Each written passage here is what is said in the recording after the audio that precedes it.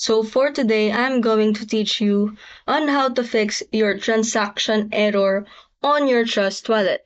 So basically, first, after opening your Trust Wallet application, you will just click the gear icon which is located at the top left corner of your screen, and once you click on it, just simply click the wallets, and after you click on wallets, under your multi-coin wallets, select a wallet that you wanted to fix the transaction error. You will see the three dots on the right side, which is after you click in, you will see this, and you just have to erase your name and then enter a new name so that it will fix your transaction error.